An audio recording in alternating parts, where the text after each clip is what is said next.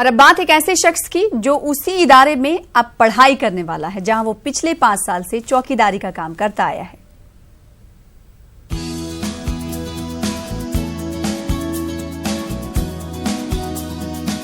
मुश्किलें जरूर हैं मगर ठहरा नहीं हूं मैं, मंजिलों से कह दो जरा अभी पहुंचा नहीं हूं मैं। एक हाथ में दौरे हाजिर और दूसरे हाथ में मुस्तकबिल को मजबूती से थामे ये रामजल मीना है।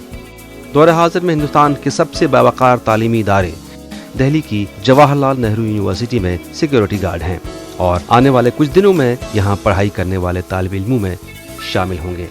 जेएनयू से जेएनयू के इस सफर में रामजल ने सर्द रातों में खुद को जमाया है, धूप की तपिश में खुद को तपाया है। पहले मजदूरी करता था तो मजदूरी करके ही थोड़ा माँ बाप के फादर के साथ मजदूरी करते में ज़्यादा था मैं भी। उसी टाइम 2003 में मेरी शादी हो जाती है क्योंकि घर पे कोई काम काज करने वाला नहीं था, माँ बाप वृद्ध थे।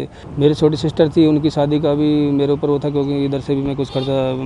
उसके बाद में फिर मैंने अपनी पढ़ाई के बारे में ध्यान दिया। फिर मैंने सोचा कि अब मैं फ्री हूँ और अब मैं अब पढ़ सकता हूँ आगे।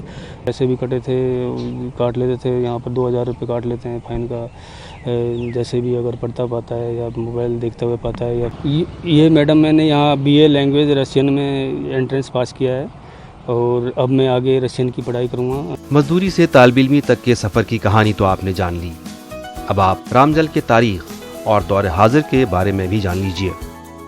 रामजल मीना किरोली जिला के भजेड़ा गाँव के रहने वाले हैं। रामजल का खानदान बेहद गरीब है और उनके वालिद मजदूरी करते हैं। माली तंगी की वजह से रामजल भी 10वीं के बाद मजदूरी करने लगे। मजदूरी करते करते रामजल मीना ने एक दिन गार्ड की नौकरी कर ली।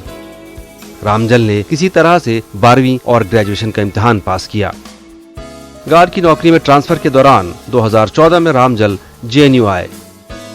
3 बहनों की शादी और कर्ज अदा करने के बाद राम ने पढ़ाई शुरू की।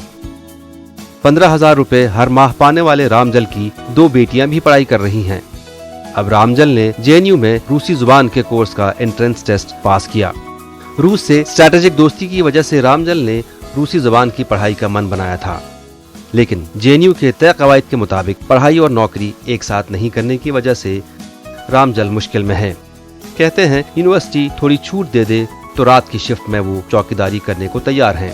जॉब के बारे में जैसे जो भी यहाँ का रूल रेगुलेशन होगा, अगर नहीं करने देंगे तो नहीं करूँगा और अगर करने के लिए बोलेंगे तो नाइट में 10 से 6 की ऐसे कुछ लूँगा। दिन में पढ़ाई और रात में चौकीदारी करने को तैयार रामजल की नजरें सिविल सर्विसेज पर हैं और उन्हें पूरा यकीन है कि वो एक दिन जरूर कामयाब होंगे।